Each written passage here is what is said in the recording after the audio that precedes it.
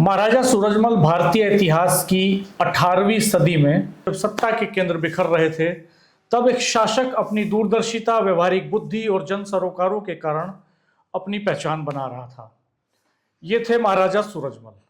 नमस्कार, आप देख रहे हैं सियासी पंचायत। मैं हूं डॉक्टर रविंद्र राणा।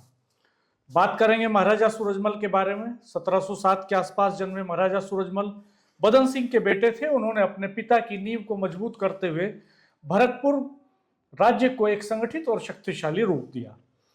सूरजमल ने आगरा, मथुरा और अलीगढ़ तक अपना साम्राज्य फैलाया, अपना प्रभाव बढ़ा दिया। उनका सबसे बड़ा प्रतीक बना था लोहागढ़ का किला, एक ऐसा किला जो अजेय कहा गया। यह न केवल सैन्य शक्ति का बल्कि रणनीतिक सोच का भी प्रमाण था।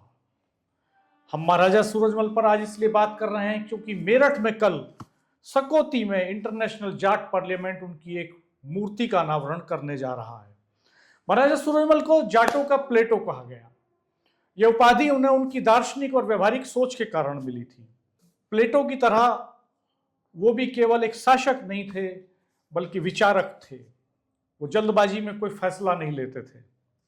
दूरदर्शिता उनकी बड़ी ताकत थी। वो दीर्घकालिक रणनीति बनाते थे और उस हिसाब से सेना को तैयार करते थे, मोर्चों पर जाते थे और विस्तार करते थे। युद्ध से ज्यादा उनकी संतुलित नीति और समय की समझ पर भरोसा करने की जो शक्ति थी, वो उसके लिए जाने जाते हैं। दरअसल अलग अलग शक्तियों के बीच में वो संतुलन बनाए रखते थे। यही कारण है कि उनकी तुलना प्लेटो जैसे दार्शनिक से की गई और उन्हें कहा गया जाटों का प्लेटो। एक ऐसा शासक जो सोचकर, तोलकर और दूरदृष्टि से फैसले लेता है, न कि अचानक।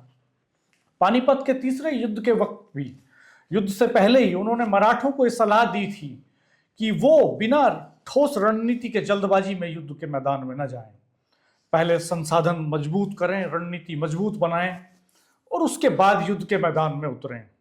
लेकिन मराठों ने उनकी सलाह पर ध्यान नहीं दिया और उसका नतीजा ये हुआ कि मराठों को भारी नुकसान उठाना पड़ा, हार झेलनी पड़ी। ये इतिहास में हम सब ने देखा। 25 दिसंबर 1763 को नजीबुद्दौला के साथ संघर्ष में महाराजा सूरजमल वीरगति को प्राप्त हुए। कहा जाता है कि यह युद्ध हिंडन किनारे गाजियाबाद के आसपास के इलाके में हुआ।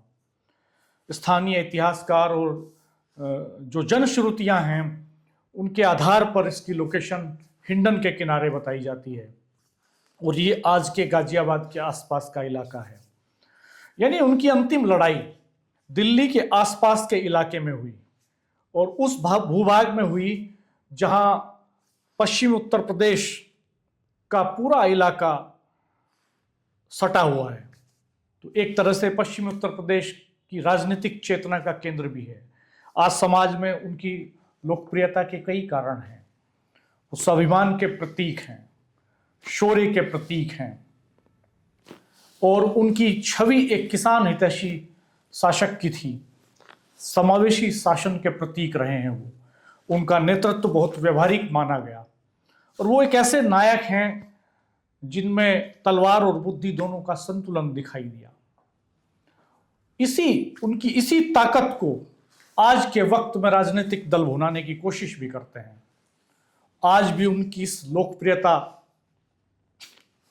की ही वजह है कि सकौती में जब मेरठ मुजफ्फरनगर के बॉर्डर पर सर्वहितकारी इंटर कॉलेज में उनकी प्रतिमा स्थापित की गई है और कल उसका अनावरण होना है 29 मार्च को, तो वेस्टर्न यूपी में तमाम राजनीतिक दलों के जाट नेताओं ने वहाँ गैदरिंग के लिए ताकत झोंक दी है।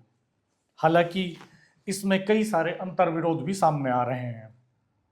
भारतीय जनता पार्टी के सरकार में 2 बार केंद्र सरकार में मंत्री रहे, मुजफ्फरनगर के 2 बार के सांसद doctor Sanjeev Balyan international Jat parliament के साथ खुलकर सपोर्ट कर रहे हैं। यूपी सरकार में दर्जा प्राप्त मंत्री चौधरी यशवीर सिंह, बीजेपी के नेता चौधरी मनिंदर पाल सिंह इस पूरी लॉबिंग में जुटे हुए हैं और उनकी कोशिश है कि कल यहाँ जबरदस्त भीड़ जुटे। इंटरनेशनल जाट पार्लियामेंट ने हालांकि वहाँ पर ऑर्गेनाइजर के तौर पर अपना बहुत बड़ा बैनर लगाया है और उस बैनर पर इंटरनेशनल जाट पार्लियामेंट के अध्यक्ष मनु चौधरी दातल के सिवा किसी और का नाम भी नहीं है।